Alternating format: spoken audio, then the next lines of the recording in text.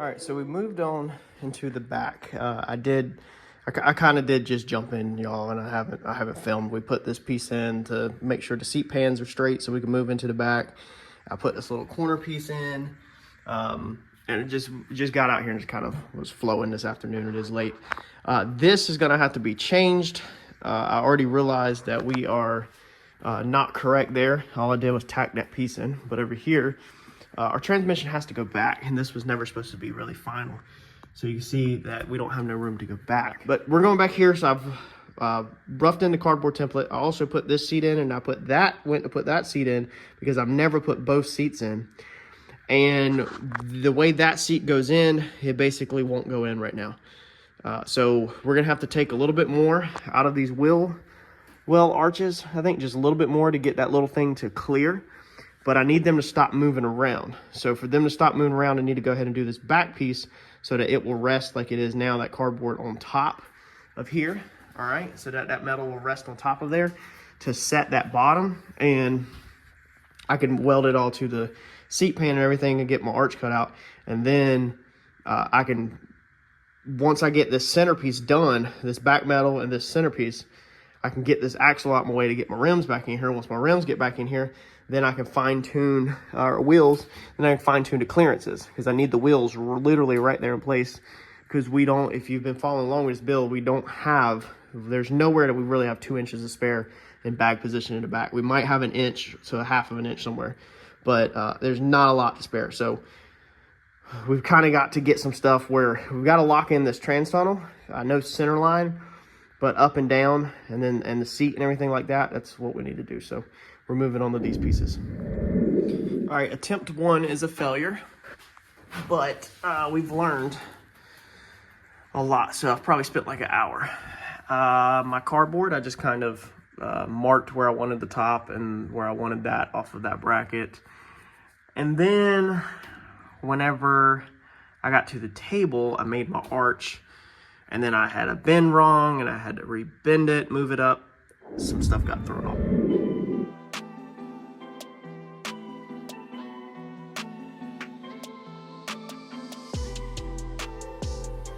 All right, this time we got this thing right. So look at that. Everything will pull up, all these gaps over here and stuff. When we go to put everything together, final weld everything together, this will move and pull up. We'll hammer that flange over a little to pull it all up. I've got it tacked in right there and across right there. And then I have one tack, well, like an inch tack on the bottom so that the angle is set. Okay, that way because I'm gonna take this out and bench weld all of this pan, or this back to this pan, because we're gonna move on to the passenger side. We need to get the back piece put in, and then the centers.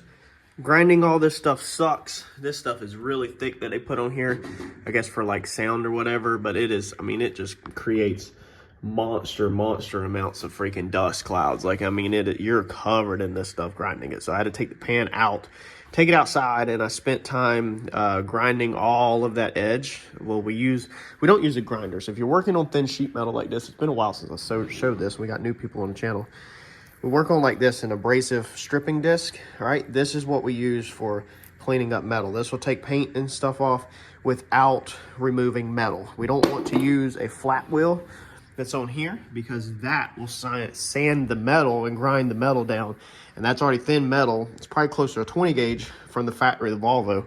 So we don't want to go thinner than that because it's already a pain in the butt to weld. So we make sure that we use a stripping disc for stripping all that stuff off.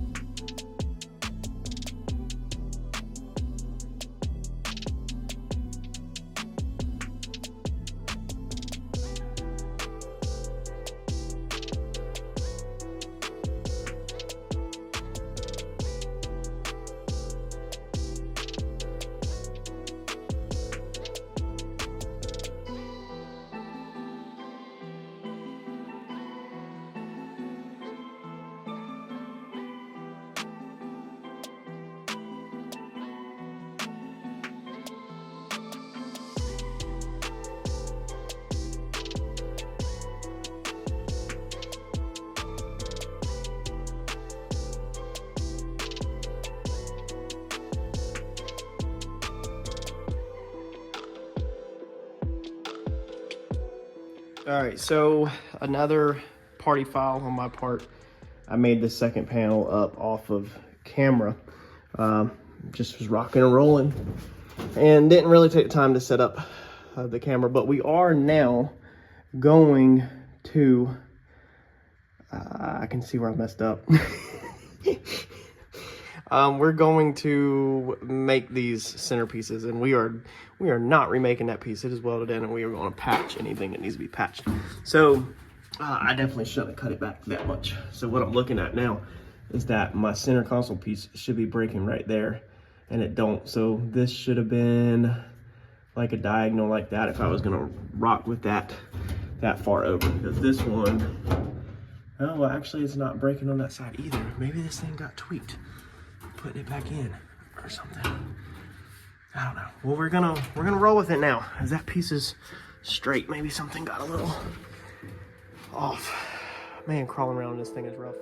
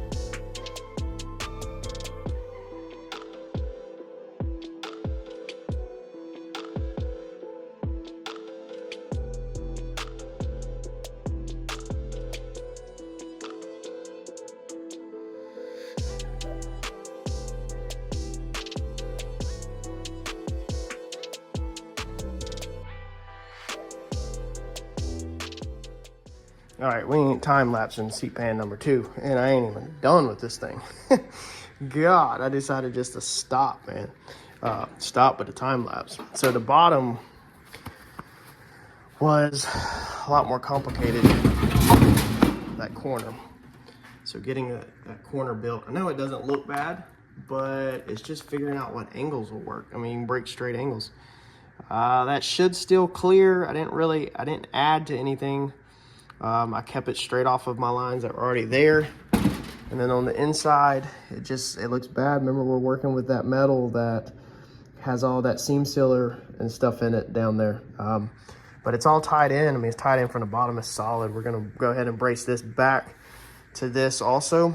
While we're here on the bench, I should have took that plug out earlier and grinded that, but I didn't. And then we're gonna do something with all of that down there. So I'm gonna start working my way over to that side. But this is going to be time consuming, is to get this pan tied into the car, and I knew it would be because this metal is so thin. So while it was in the car, we did that. Remember, all this gets wiped out with seam sealer, so you're not going to see none of these welds.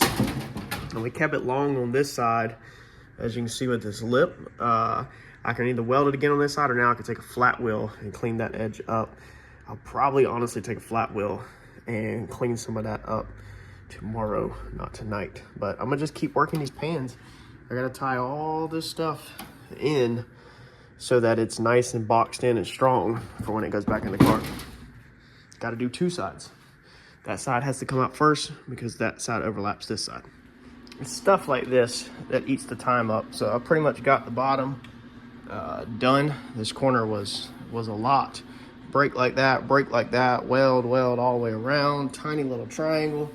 Remember, this was funky because this was how our factory seat pan was. And remember when we set this height, if you back up many videos when we cut this Volvo in half, if you want to check out this playlist, look for the 49 Plymouth playlist, back up to the Volvo video, and you'll see where we cut this seat pan, and then you'll see in the future where we started fitting this up.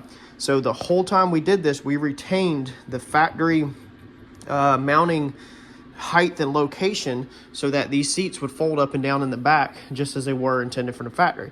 But we couldn't use the factory mounts because we had to have clearance, and the factory mounts were like way out here, and then they dived way in. They were huge. They were like this fat. So we had to pinpoint into a little thing and build this funky little tower piece, which will eventually get it'll be all capped in, and when it's all sprayed thick with lizard skin or undercoating, you won't even, it'll all look amazing. It'll literally, you won't know what's going on. It'll literally look like factory brakes, you know, because everything will be so thick. All right, y'all, it is late and back hurts, and it's a lot of work, but I am super freaking happy with how this has turned out. So I have layered metal, like even here to meet this bracket, I've layered another plate, and it's on the bottom of the plate. Just kept layering anywhere that I could layer. I learned taking this car apart. If you back up to this video also, it's kind of a very good video. We talk about a lot of stuff, especially safety when taking this Volvo pans apart, is that the factory gets their strength from sheet metal layers. So a lot of people say that modern cars are tin cans, and they're actually not, because they're actually stronger than the older stuff because they get their strength from layers, multiple layers. Like even Uncle Mike wasn't aware when I had told him that some of these are layered so thick that it makes up 3/16 of an inch, quarter inch thick, like especially near the rockers. Like some of the metal is 5 or 6 sheets thick wherever stuff overlaps in joints. Like even this example right here, 1, 2, 3 pieces of metal overlapped. And if you step down here, that would be 4, 5. So 1, 2, 3, 4, 5 pieces of metal overlap right there. That's thick. When you layer 5 pieces of sheet metal over each other, it starts to get thick. It starts to get very strong. And then they also, of course, gain their strength with B-rolls. So even from the factory, you know, they put B-rolls in this bracket for strength. So this bracket is it's stronger than it looks just because of how thick it gets. So we built the mounts out of, I think this was 1/8. I think this was 1/8 of an inch plate. All the child seat belt clips. This car will also, the cool thing about it is 49 Plymouth, and it will have child car seat hooks. Now, would I put my baby in a car like this without airbags? No, I would not. But I would like, for bragging rights, that it does have the clips. Some people use this to hook their dog in the back seat. There's different things that hook into the factory seatbelt clips, so they will be there. We're going to retain them in this car, and they'll be there. Whether the user or the buyer that buys this car, whenever I'm done with it, uses them or not is up to them. We also did bead roll this right here. So this little bracket that I added, we put the bead roll back in it. I went ahead and put the bead roll back in it. Look at that. It's kind of cool. And then I just, you know, tacked it all up together. I've been doing a lot of stitch welding. I did some spot welding in the bottom, but I've been doing more stitch welding than anything. Now this piece right here will be tied in to this very thick bracket over here if you're new.